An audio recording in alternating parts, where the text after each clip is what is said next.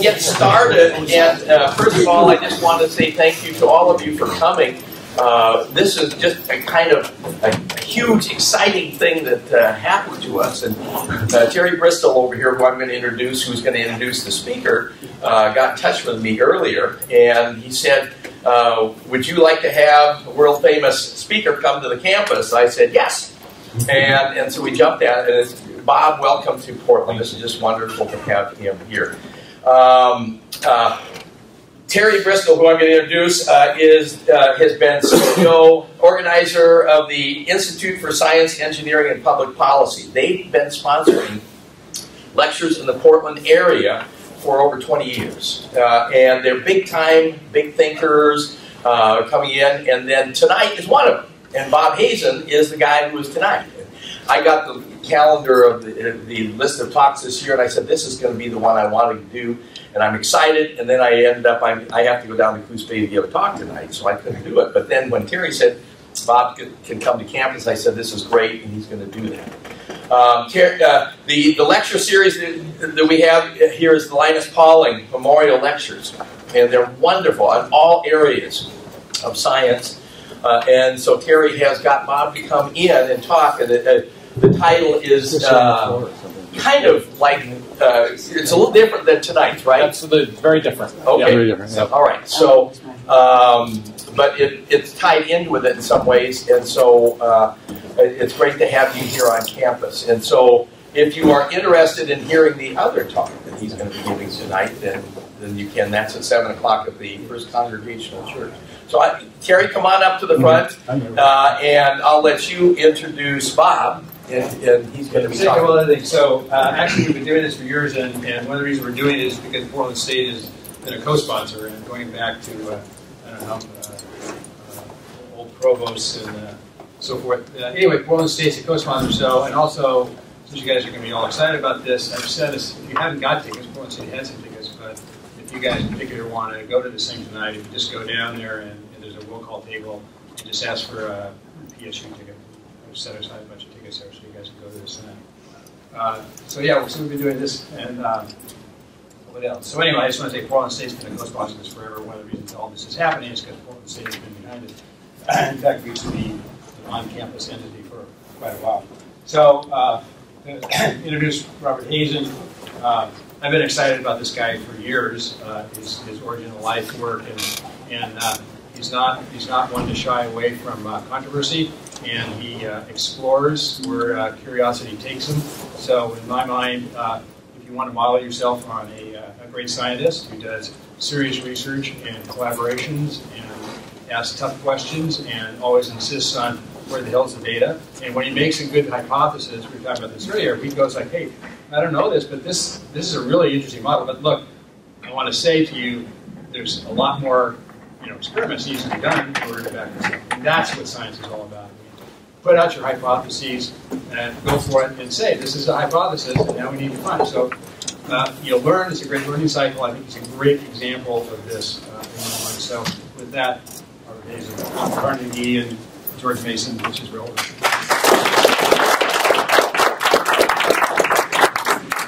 Here's at least one more chair. It's great to see so many people. Please don't be shy. Have a seat. Yeah, this is so true to be here. I'm really excited to be able to talk both now and this evening. And today's talk is almost completely different. I'm going to give you a little bit of a foretaste of the things I'm going to talk about tonight, about the coevolution, the geosphere, and the biosphere, and mineral evolution, and so forth. But I also wear a different hat, and it's as the executive director of a very large international new program called the Deep Carbon Observatory, which is exciting because it's asking a set of questions that really haven't been fully addressed before, that are fundamentally important to every aspect of understanding our planet. So I'm going to tell you about the Deep Carbon Observatory and talk about things we don't know, things we would like to know about our planet. So just to give you a brief background, this is the Albert B. Sloan Foundation. You've probably heard of it. It's this big foundation in New York City. They do 10-year science programs, and they just finished something called the Census of Marine Life. Maybe some of you have heard of that.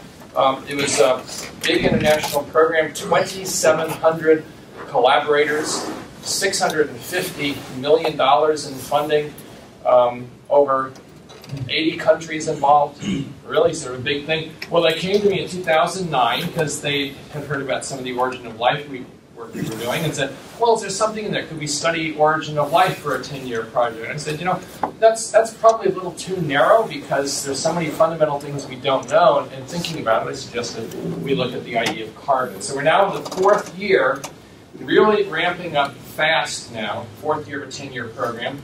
We have about 1,000 people working in 40 countries on aspects of carbon science. We have over $100 million in funding so far, and we're shooting for maybe $1 billion over a 10-year program. So this is very ambitious. This is a big science. Now, we have a website which I'll let you come back to, but you know, it's really what's going to drive this question. This is a grassroots effort. We got a lot of scientists together, sat them around in a room and said, you know, what are the fundamental things we don't understand about our planet, especially in terms of carbon? Where is it? How does it cycle? And so we came together and said there are 4 big areas of science where carbon is kind of a mystery. We don't know what happens to carbon at the extreme temperatures and pressures of the center of Earth, what kinds of phases it goes into, what kind of structures it forms. We don't really know how much carbon is in Earth. We don't know where it resides and how it moves from one repository to another. There's a huge set of questions regarding the synthesis of organic molecules, biomolecules, those leading to the origin of life, where there wasn't any life to make them, and also the possibility that some of the hydrocarbons we see on Earth's surface today also come from the mantle or the very deep crust through non-biological processes. That's a really interesting point. And finally, this nature and the extent of deep microbial life. So when you look at these questions, you see physics, you see chemistry, you see geology, you see biology. We have astrophysicists working. We have philosophers of science in our group. This is a really broadly integrated area. That's my passion in science, is to try to bring together many different disciplines that approach fundamental problems in new ways. And we do need fundamental advances. So one of the things that we're looking to is this is not just going to be a 10-year project, but we're hoping to make this something that lasts many, many decades into the future. And in this region, of course, you know that there's a lot of active volcanoes not terribly far away. We want to set up a global volcano monitoring system so that every active volcano on Earth has a 24/7 real-time video feed. It has compositional feeds for the volcanic gases. We have seismic feeds. We have all kinds of other monitoring, and that any classroom, any scientist, anywhere in the world can go on and look at their favorite volcano and see what's happening. That's one of our ambitions. We're doing a global census of deep microbial life. This is being led by Rick Colwell at University of Oregon, Corvallis. So it's very, very close to here is the epicenter of this. This is being tied into the Google Earth platform, and you'll be able to go online and look at a 3-dimensional map of Earth and pinpoint any spot on the globe and sort of see where is there information nearby on deep microbes, what their species are, how they relate to other microbes around the world. A global census similar to deep fluids, because there's a huge amount of sort of hidden information in the reservoirs that lie beneath our feet.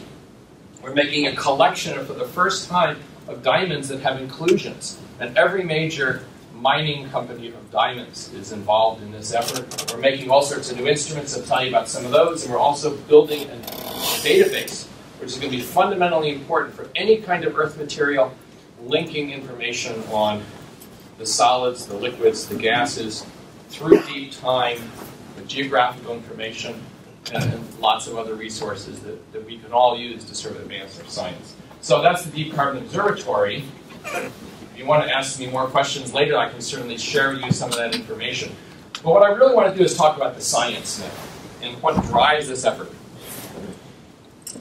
You know, I never think, when you think of it as a geologist, carbon is not necessarily the first element that comes to mind. We think about silicon, oxygen, magnesium, iron, some of those. But in fact, in our solar system, after hydrogen and helium, carbon is the 4th most abundant element, and it's almost a quarter of all the atoms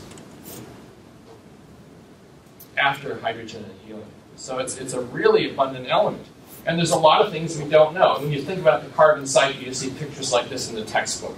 And it's mostly the surface. There's some hints, with the volcano and columns and that. There's some hints of a subsurface, but it's shallow subsurface. We really don't know a lot about it. There's a much deeper carbon cycle that goes all the way down to the core.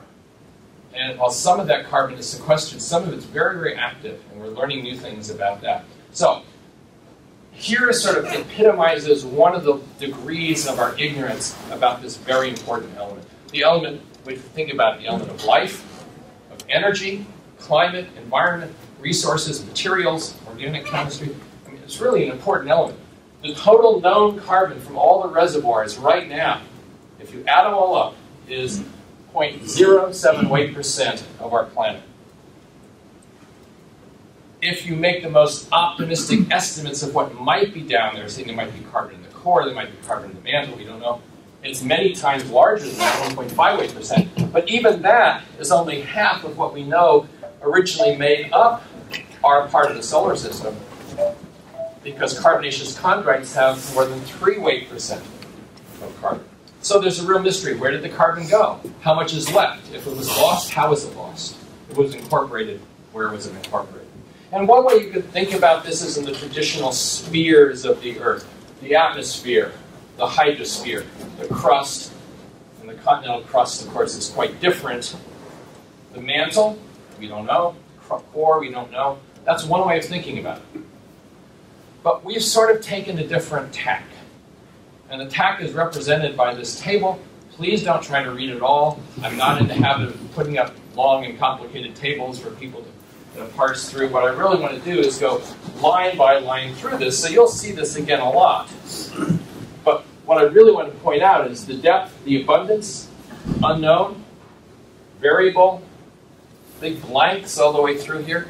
So this is where the carbon might be deep inside Earth. And let's look at them one by one, and for each of these different groups of compounds where carbon might be stored in our planet, I want to talk about some of the big unknown questions, really the things that drive the science. So let's start with the allotropes of carbon, diamond and graphite being the most famous ones. And you might think, oh, well, this is really known stuff. We certainly know about diamond and graphite. We have a phase diagram where graphite and diamond are, well, we know where it melts. We know the crystal structures. We found some other things as well near Earth's surface, like the buckyballs and the nanotubes and graphene. And you'll read about these things, and there's a vast literature, tens of thousands, maybe hundreds of thousands of articles written. And it's sobering then to think that we don't know how diamonds form. We think we know where they form, deep in Earth, high temperatures and high pressures. There is no model yet for how the carbon atoms come together to form those first crystals, and then how they grow. In some cases, the diamonds that must be the size of soccer balls or larger. We have fragments of diamonds that clearly show that. Can you imagine that deep Earth, with these huge diamond crystals, and somehow the carbon atoms come together and they grow? We don't know how that happens. And then we don't know how they get to the surface, because the diamonds have to form at depths of 100 kilometers or more. And if they come up too slowly, it's hot, and the diamonds will transform to graphite. But they don't. So some people speculate that these eruptions have to be hypersonic, faster than the speed of sound. Diamonds this size blasted to the surface in these epic eruptions. And the mechanisms of that are just simply not known. We do not know how that happens. This is a great mystery. We're trying to understand this. And there are various clues, as I'll show you later, for example, diamond inclusions. But that's a big unknown. And then there's the carbonates. Carbonates are by far the largest reservoir of carbon in Earth's crust. All those great limestone and dolomite terrains and so forth. But what about deep carbonates? How do they behave? What are their structures? Well, just to begin with CO2, CO2, at or near the surface, is a molecular solid with a linear type molecule. And if you crystallize dry ice, it also has this structure. This structure is stable up to tens of thousands of atmospheres pressure. But if you get above 100,000 atmospheres, you transform to a totally new kind of CO2. It's a polymeric form in which each carbon is surrounded now by 4 oxygens in a tetrahedron. In fact, this is very similar to what's called a Christobelite structure of SiO2. So here is carbon, CO2, behaving structurally like SiO2. And that's what occurs deep within the Earth if there's a pure CO2 type phase. If you go even higher in temperature and pressure corresponding to the lower mantle, there's some experimental evidence that the CO2 breaks down into pure carbon and oxygen.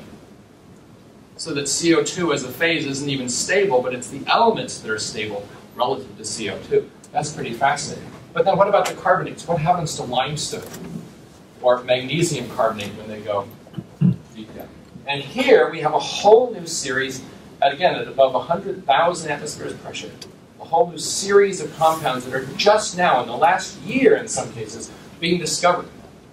And in some ways, they're rather similar to silicates. So that, you know, it's a pyroxene structure with a chain of SiO4 tetrahedra that looks something like this. Well, this is a magnesium carbonate with a chain of CO4 tetrahedra in lines. Here's what calcium carbonate may go to. There's actually experimental evidence as well as theoretical evidence that shows these three-membered rings. This is similar to something called the benitoite structure. But there's a really fundamental difference between silicon surrounded by 4 oxygens, the familiar silicate tetrahedron I'm sure you've all learned about, and a carbon tetrahedron or a carbonate tetrahedron. And that can be depicted in terms of the angle between silicon, oxygen, silicon, a very important part of every silicate mineral, and in carbonates, the COC bond.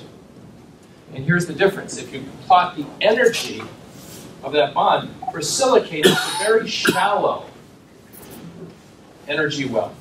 So it's very easy for these bonds to bend, and you find silicates with straight bonds and angles and very sharp angles and everything in between. That's why silicates are fairly flexible in this regard. But looking for carbonates, it's an extremely deep well. So that bond has to be very close to 123, 124 degrees. If it gets any deviation, the energy of the structure gets so high that that structure is no longer stable. And this means that those carbonate structures, well, they're analogous in some cases to silicates. They're not identical. And furthermore, they're going to have very different physical properties. We expect that some of these carbonates will be super hard materials because they're so rigid. They're going to have very high shear moduli. They may have new mechanical and physical properties that make them valuable for these kinds of technologies. And if we can synthesize them and make them stable, as diamonds are stable, we may have a whole new class of materials based on carbon that are valuable to us. But at this point, this is still just right at the very edge of our knowledge. Okay, now let's look at metals and carbides. To what extent can carbon become a solid solution in the metals that form Earth's core? Or are there separate phases like iron carbides? And we know, in fact, that there certainly are carbides that are stable. Here's one of the reasons why this is important and interesting for understanding Earth. You may have learned in a geophysics class that there's a curious aspect of Earth's core. We know that it's primarily nickel-iron metal, but it isn't quite dense enough for the high-pressure, high-temperature forms of nickel-iron metal that we measure in the laboratory. So there has to be some light element that's alloying with that nickel-iron metal. And there have been proposals that might be hydrogen, could be oxygen, could be silicon, sulfur, but also carbon has been suggested. So to what extent might carbon alloy with iron? Well, we know it alloys with iron and steel, so this is not a big surprise that this is true. And so you could imagine there might be up to 10 weight percent of an element like carbon in the core. Well, that would change Earth's carbon budget by many times. Maybe a factor of 20 more carbon might be contained in Earth if there's a lot of carbon in the core. So people do experiments. These are some of our colleagues in Japan, and they've discovered new forms of iron carbides, Fe7C3, Fe3C. These forms occur at very high temperature, very high pressure, in the range of pressures and temperatures one might expect for the core. So at this point, we can merely say these experiments suggest that this is a possible way of making the core lighter, less dense. But we don't know yet, and there's a lot of experiments that we're hoping to perform to clarify this role of carbon in metals. And then we come to perhaps the most important and enigmatic aspect of deep carbon. And that's the idea of very small amounts of carbon as a solid solution as essentially an impurity in nominally acarbonaceous materials. Silicates, oxides, sulfides, perhaps the silicate melts that occur deep within our planet. And if you can incorporate even a few parts per million carbon, in the most abundant deep earth minerals like silicate perovskite, a mineral that makes up about half the volume of our planet.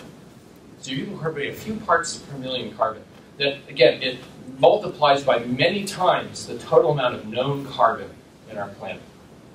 So why would this work? It's because at high temperature you increase the solid solution of many kinds of constituents. It's very, very common to see incorporating impurities as you go to higher and higher temperature.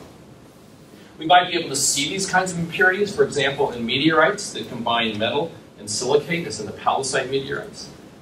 But we think the most exciting prospect here is that we have many diamonds, I mentioned this before, that have inclusions. They have inclusions of oxides and silicates, also sulfides from Earth's deep interior. And as the diamonds grow, they incorporate these tiny fragments of the deep interior. The deepest samples we have of Earth's interior come as diamond inclusions. It's really exciting because if they're sulfides, you can actually determine the age of the sulfide through rhenium-osmium dating.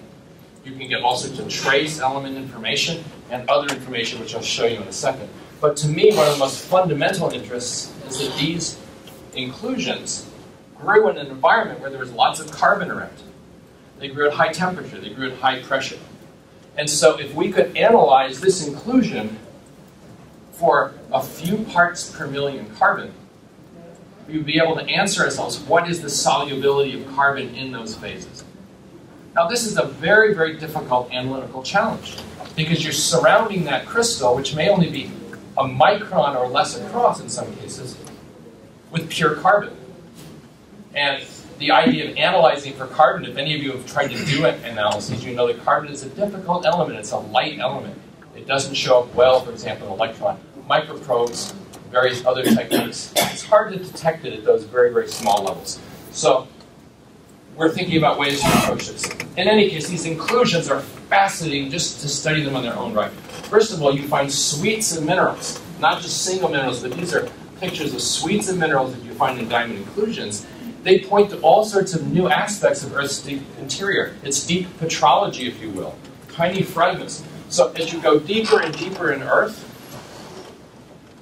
the proportion of different minerals changes quite dramatically. So garnet or clinopyroxene, magnesium perovskite, other kinds of perovskite, stishovite, and so forth. When you find these sets of inclusions incorporated in diamond, you can tell how deep the diamond came from. You can also tell where it occurred in a tectonic setting. If you subduct basalt, you're going to have one composition of inclusions. If you have peridotite much more deeply, that's more olivine-rich as opposed to pyroxene-rich material, you're going to have another set of inclusions, and then those will be brought up in plumes that bring us diamonds. Now this has led to a fascinating discovery just in the last year. You may have been reading about this.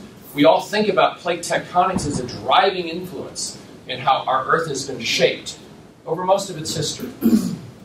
And I know I always thought of plate tectonics as starting very, very early in Earth history. This seemed to me, well, you got this convection. Plate tectonics would have been stronger early in Earth's history. But there's a growing body of evidence that plate tectonics may not really have gotten going until about 3 billion years ago. And that prior to that time, you had two competing kinds of tectonic activity.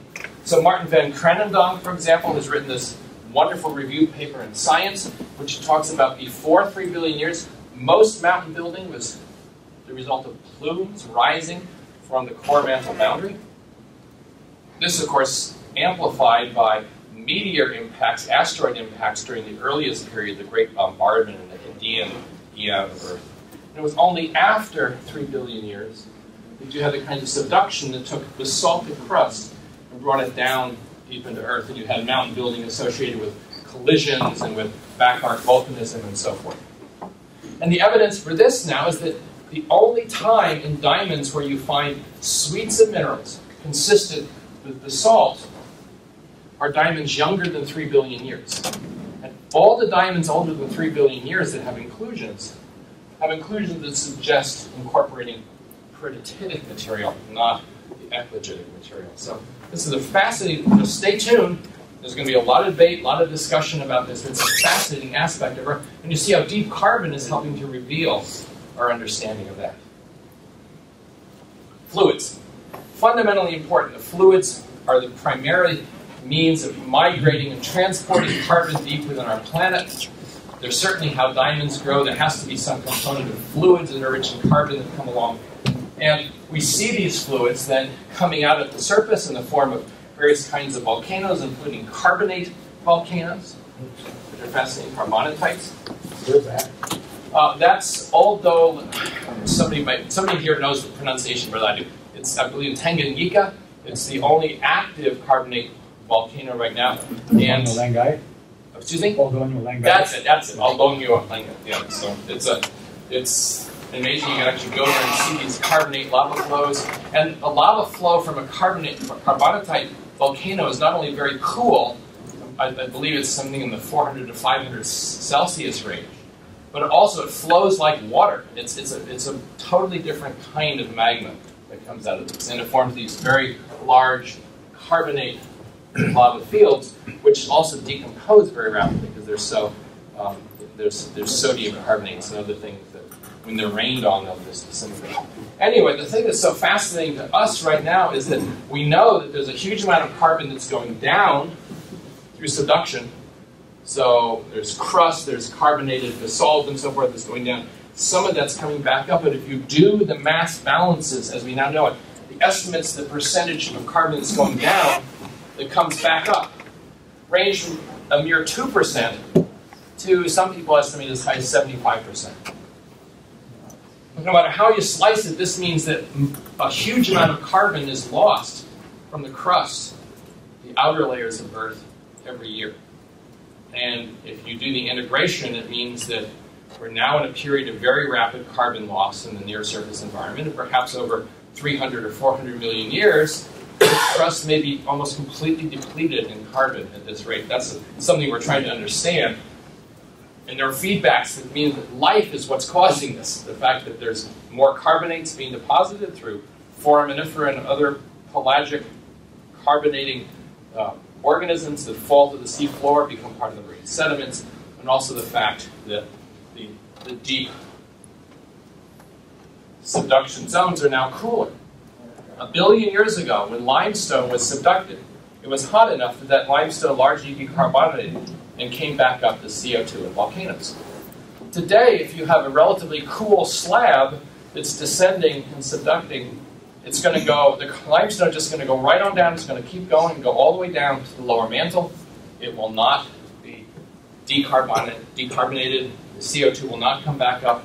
You basically sequester that for a very long period of time. So this is kind of a fascinating aspect now that we do with phase equilibrium, looking at the stability of various carbonates versus temperature and pressure. We also find evidence that some of the CO2 that's precipitated by life, it gets subducted down, may now be coming back up in the form of diamonds. And some of the reason has because you look at the isotopic composition of those diamonds. Most diamonds have isotopic compositions fairly close to 0 or -5 on the scale of carbon-12 to carbon-13 contents. And that's corresponding to a typical mantle signature. It looks like carbon that's not been processed by biology. But we also find a significant number of diamonds that have carbon isotope values all the way up to -25 or -30 in some cases.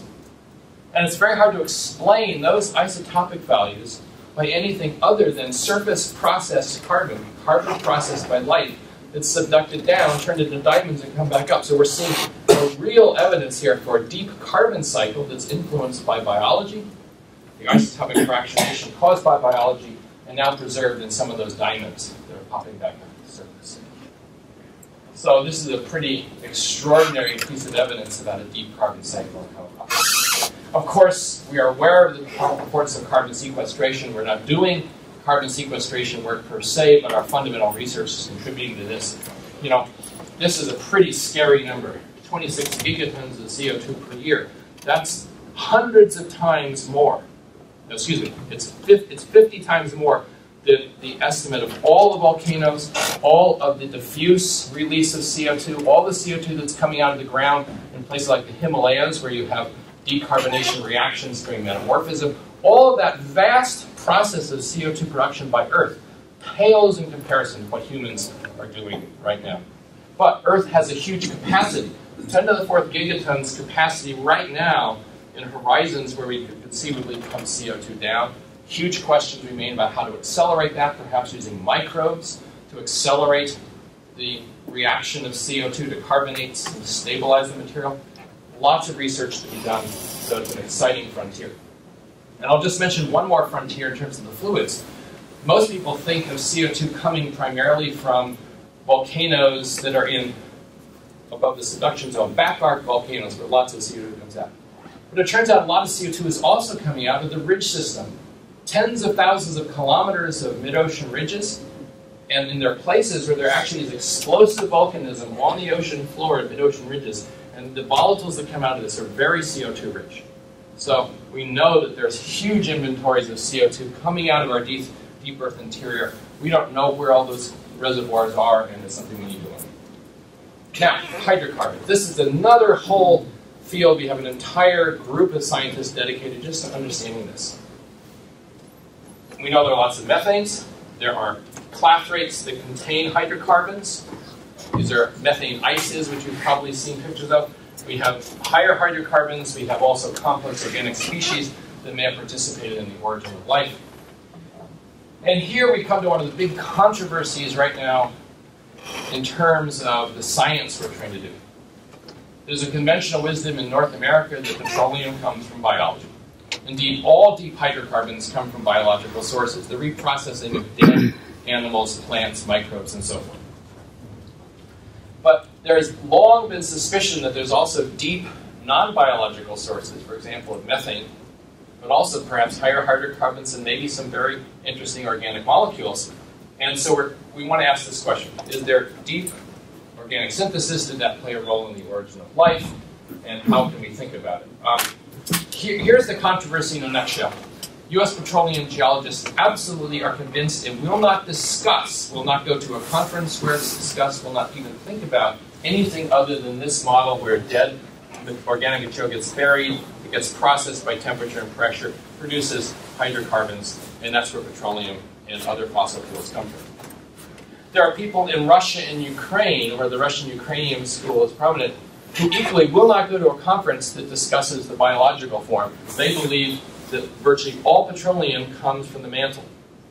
And that it comes up, atomic gold this came from Dmitry Mendeleev, the famous guy who did the periodic table. Well, it turns out he's a petroleum geologist also, and he came up with this Russian hypothesis that petroleum comes from the mantle. He wrote papers on this, was very convincing to his colleagues. Thomas Gold is an astrophysicist, taught at Cornell University, but he got into this idea and he sort of promoted this in popular books and articles which built on the Russian idea. And in this idea, you have lots and lots of chemical reactions going on in the carbon-rich mantle, produces hydrocarbons which migrate upward because they're less dense. Then about 10 kilometers and so below, they provide a food source for microbes, which then reprocess all of these hydrocarbons that are coming up. And that's the overprint we see in oil. So that's a very different hypothesis. And we really, this is the one thing we've had shouting matches at our meetings on. It's really quite fascinating to see the culture of this. So how would we know? Well, we're focusing on the science. How could you tell if you had a sample of methane, CH4, natural gas? How could you tell biological from abiological? Well, one thing is the temperature at which it's produced. Because if you have a methanogen, a microbe that makes this, it could be fairly low temperature methane. You could also have, that would be over here, this is the microbial. You could also have processing at modest crustal temperatures of plant matter and microbes and so forth. But then there's also the abiogenic form, some of which might be from the mantle at temperatures as high as 1200, 1300 Celsius, very different temperatures. And it turns out that there is a way to detect the difference between these two. Now, I do want to emphasize right from the start, there's no question that there are abiotic ways to make hydrocarbons. This This is absolutely established. So this is not a wild fancy that we should ignore. Here's a Martian meteorite. It has very large silicate crystals. The crystals have black specks in them. This is a piece of Mars's lower crust or upper mantle, if you will. You examine these very carefully by various microscopic techniques, including confocal micro-Raman spectroscopy. These little black specks very clearly are organic residues. They're embedded in these pyroxene crystals that formed at maybe 1,000 degrees Celsius. There's organic material that formed on Mars a long time ago and are now returned to Earth in the form of meteorites. So this is work of Andrew Steele, and lots of people are seeing this kind of effect. Here's a diamond anvil cell experiment. This is a way of attaining high temperatures and high pressures by squeezing two diamonds together. You have a little piece of metal with a hole drilled in it, and you put a fluid in that, or you can put samples. You can hit it with a laser. You can go to high temperature, high pressure. In experiments at my laboratory a few years ago, this was a sample chamber. You're looking now in a microscope, the light's passing through the diamonds, and you're actually seeing the production of bubbles here. The starting material was limestone, calcium carbonate, an iron oxide, and water. That's all we had in the capsule. From Raman spectra, we can see very clearly methane forming. And the reaction is you're forming methane plus calcium oxide, and then you're oxidizing the iron oxide from a form called wustite to magnetite. And we can see that with X-ray diffraction. So here we see a very simple chemical reaction producing methane from a carbonate. And we know that's going on at Earth's mantle right now. So this is happening at high temperature and high pressure. But how would we know? And here's where the clever people who do isotope work come in. There is a branch of isotope study called isotopologs. And I had never heard of this until a couple of years ago, and people came and said, well, you really should be studying isotopologs of methane. Isotopologs are variations of methane that have different combinations of isotopes in them. And you can imagine you have two versions with a double substitution of heavy isotopes. One is normal carbon, C12, two hydrogens and two deuteriums. So there's two heavy hydrogen atoms. The other version is carbon-13 with three hydrogens and one deuterium. Now these differ slightly in mass by 0.006 atomic mass units. So it's very hard to tell them apart. They also are extremely rare combinations. These isotopologs occur at about 1 part per million in any sample of methane. But the possibility exists if you could get a sample of methane from deep underground, and you can measure the ratio of C12H2D2 to C13H3D, you could resolve that 0.006 atomic mass units and measure a part per million, you could then, through that ratio, determine the temperature at which the sample formed, because it changes by a very dramatic amount depending on the temperature.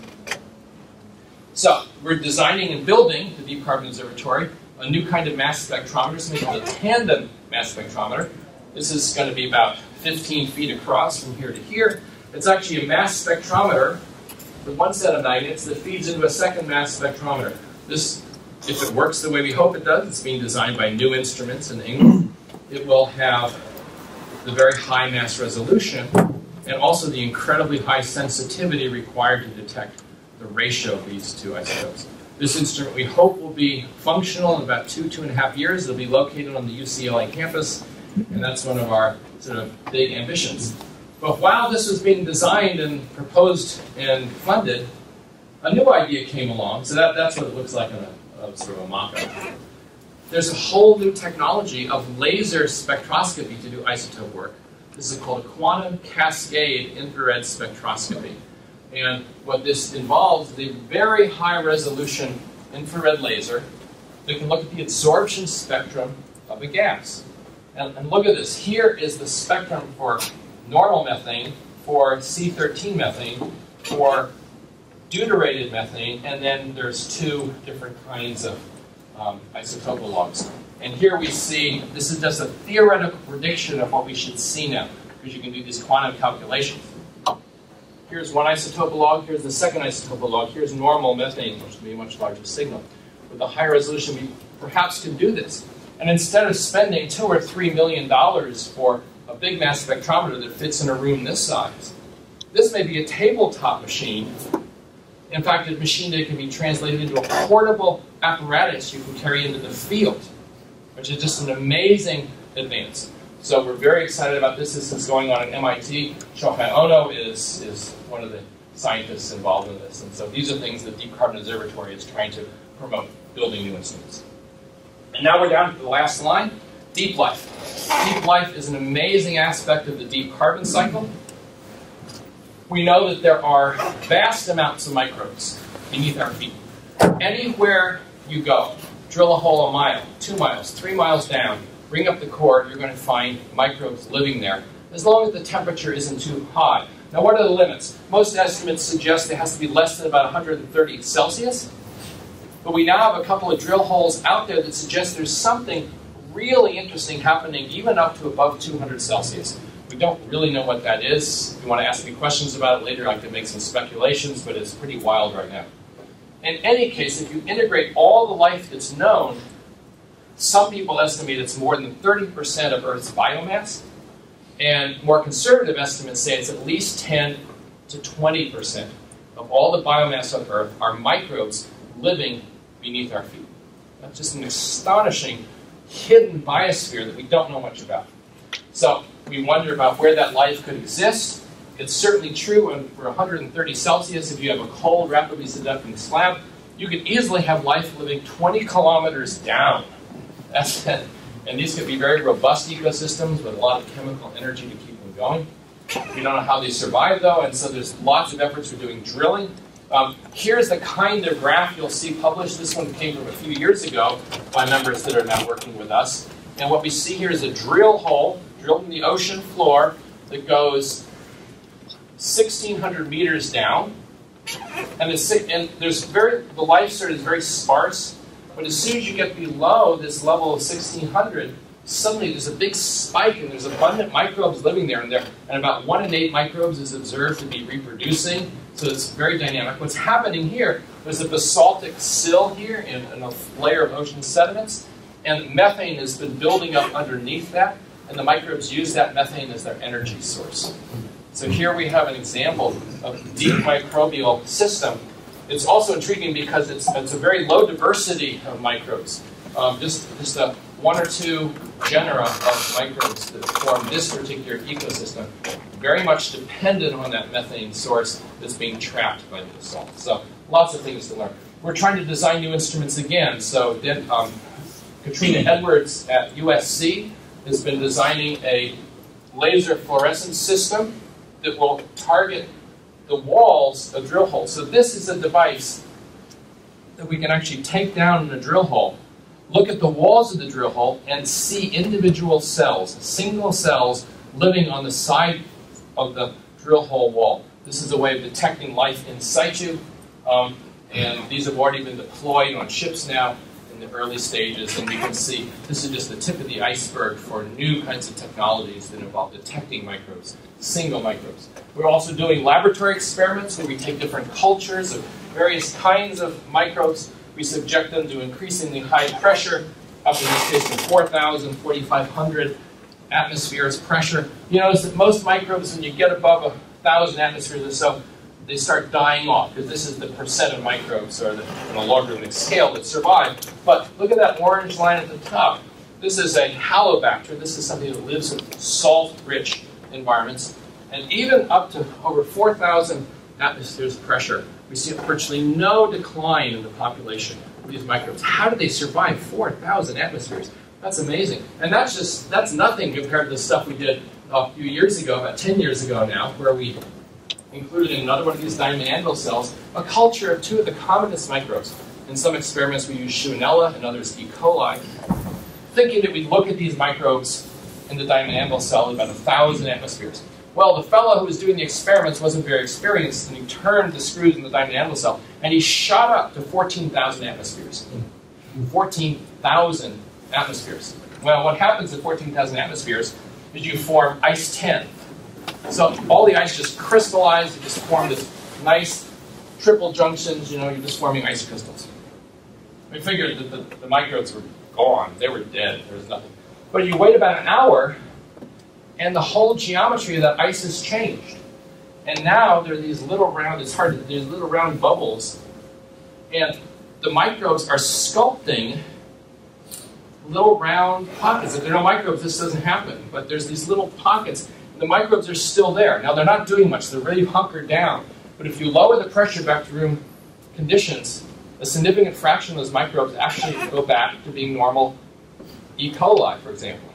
In some cases, you can actually, at these modest pressures of a kilobar or so, you can see by the changes in the nutrients that we provide them, you can see that the microbes are metabolizing. We see in some cases they adopt new, rather unusual forms. E. coli doesn't usually form an elongated structure like this, but this is a very well-known stress response for some microbes. So we're trying to understand why these microbes survive, what biophysical adaptations they have.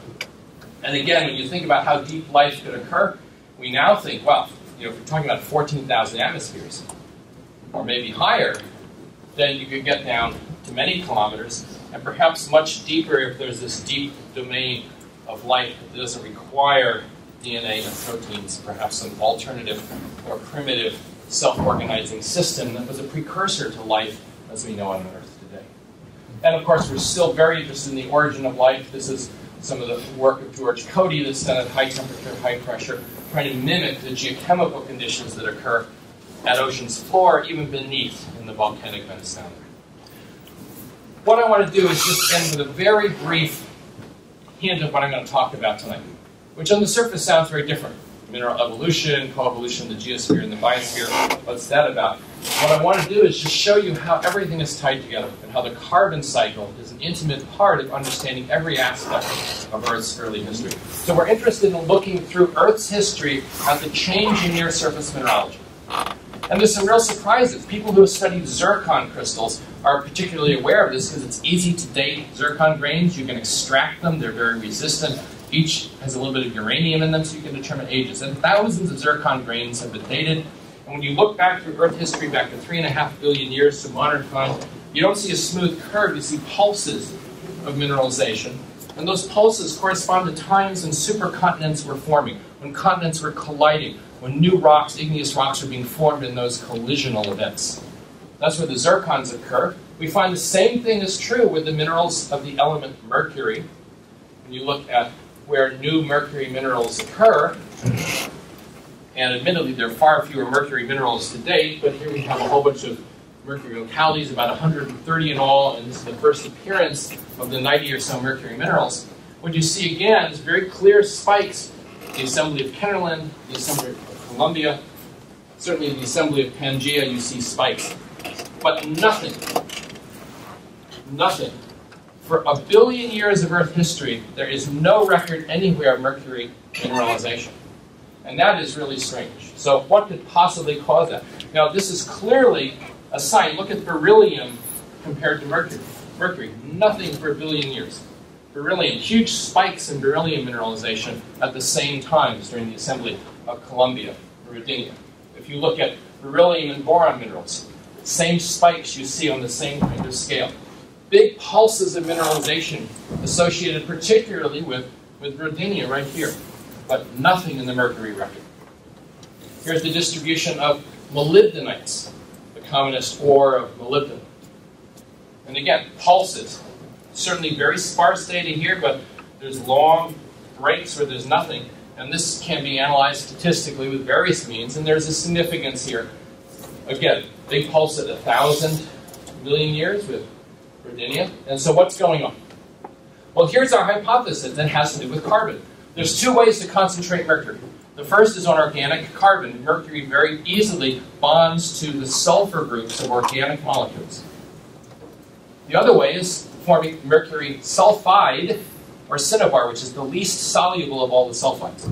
What we suggest is that continental collisions liberate mercury when it's bound to organic material, because that's very loosely bound, but does not liberate cinnabar, because cinnabar is so insoluble. So what we have is during the Mesoproterozoic, the estimate is the oceans had a lot of sulfide in them.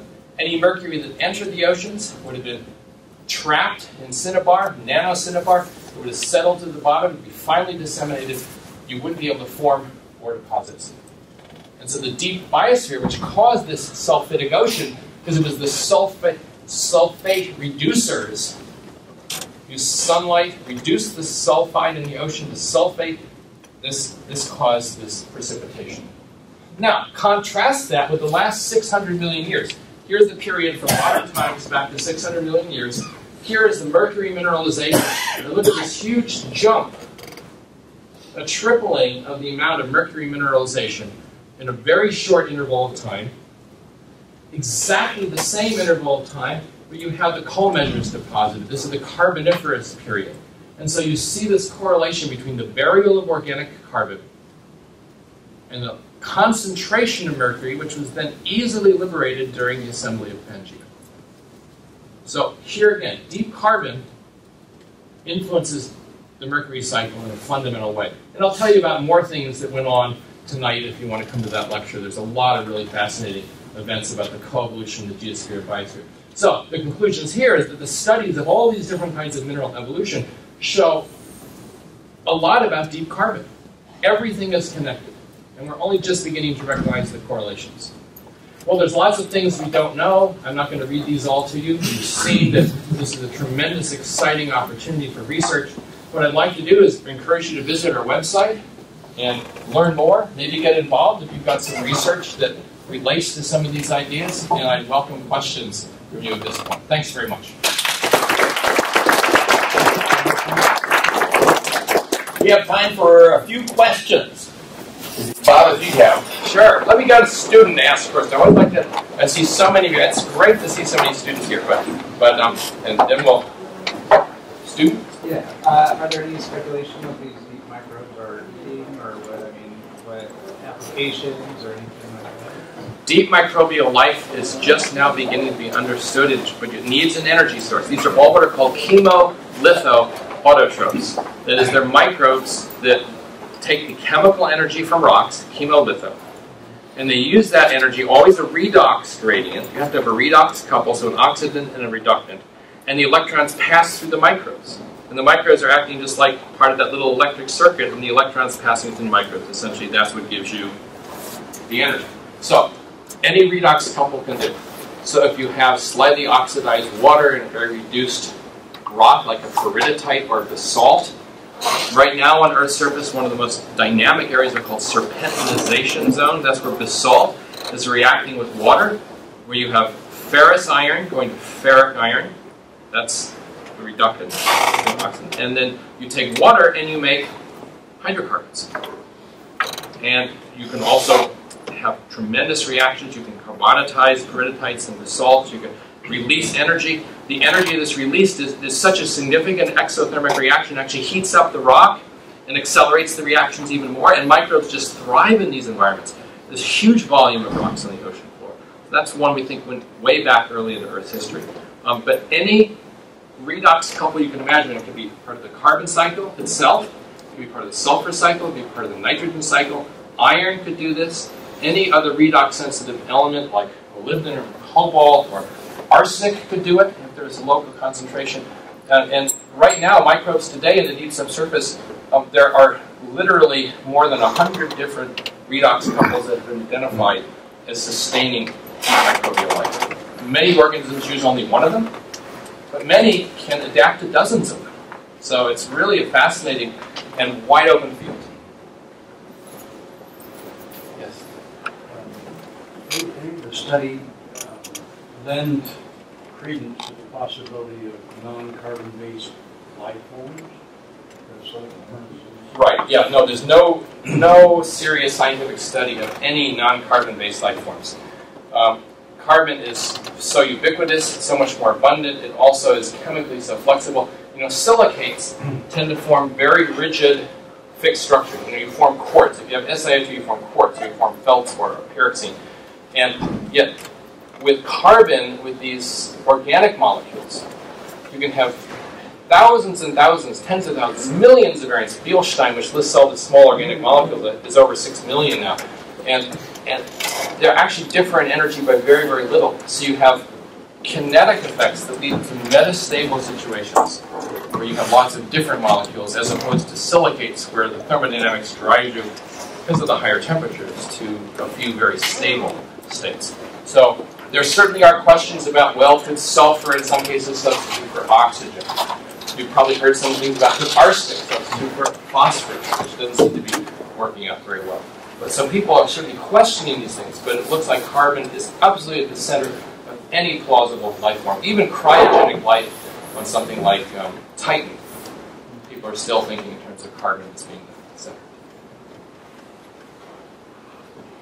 Yes? On the website, is there a good entry point for to get into the literature of this biogenetic hydrocarbon idea? Yes, we have a very large bibliography on the website. We have links to the researchers who are doing this kind of work. We have a deep energy directorate which focuses on this aspect, and you can find out what scientists in your area are working on this and who might be interested. And we have field people, we have theory people, and we have experimental people, a very large group from around the world working on this. We have regular workshops and conferences. The Deep Carbon Observatory has over a dozen workshops and conferences this year alone, and some of them are on exactly this subject. And we provide funding for people to travel to it. So, even with the amount of money we're talking about, we are not a funding agency per se, but we try to leverage the money that we have to get many people involved and other funding agencies involved as well. So you'll see that there are really a lot of opportunities. You keep track, and you can just log on, you can sign up, you get a regular newsletter that says everything that's going on, highlight some of the recent science as well. About one more question, maybe a faculty member. Rob. I have a question. Yes. So this new model on with hydrocarbons forming inorganically. Yes. So does that mean that does that mean that these hydrocarbons can be found in rocks that are pre-biological? And are they finding hydrocarbons? There have been efforts. Tommy Gold predicted that you'd be able to find hydrocarbons in granite. And so he persuaded the Swedish natural gas company, well, its investors and people who bought speculative shares of stock in this, to drill a hole in what's called the Siljan Ring Complex. The initial holes were drilled in the center of this granitic dome, which had been shattered by a meteor impact, so that there was some fracture from below. They found some hydrocarbons there, not enough to anywhere near pay for the hole, so all the investors lost all their money. But Tommy Gold was convinced something was going on. They're now drilling the periphery of that ring complex because there were hydrocarbons, and so whether they're biological or not. The Russians claim that they've been finding petroleum deposits in non-traditional sources, but the Western geologists say that's petroleum that's coming in from the side, from sedimentary horizons, and then filling some kind of dome-like structure. So it's still a huge debate. But the biggest enigma now is that many companies around the world are looking much deeper, 6 to 8 kilometers deep, and finding some of the largest methane reserves ever discovered. For example, off the coast of Brazil, there's a big find off Israel. Israel is now energy self-sufficient for the next 30 years if they exploit this source, which is an amazing thing. But these are very, very deep methane reserves, and you have to say, well, if they're biological, methane doesn't go down, it only will rise. So how in the world do you get 8-kilometer deep, vast, one of the largest methane reserves ever discovered in the oceans off Brazilian coast? And so some people say, well, maybe it's biological. But we don't know yet. So we're really taking a neutral attitude and just trying to do good science to come up with explanations. But you can see how this could be really important to understanding a lot of things. Energy, climate, environment, global change. It's scary. Drill down into an 8-kilometer methane well and the pressure, you talk about blowout preventers. How do you affect from gases at 3,000 atmospheres pressure that's suddenly connected to the surface? So blowout preventer is not going to help you. And if you release suddenly vast amounts of methane, what's that going to do? So thank you very much. This talk today was cutting edge in so many different areas. Not one, but many, many areas. And then if you're interested, he's going to be speaking tonight, too. First Congregational Church, right? Right. Couple of blocks now. Right. Just go up to the table, say you're with PSU, and Terry's got some there. Thank you. This is exciting stuff. Thank you to all of you for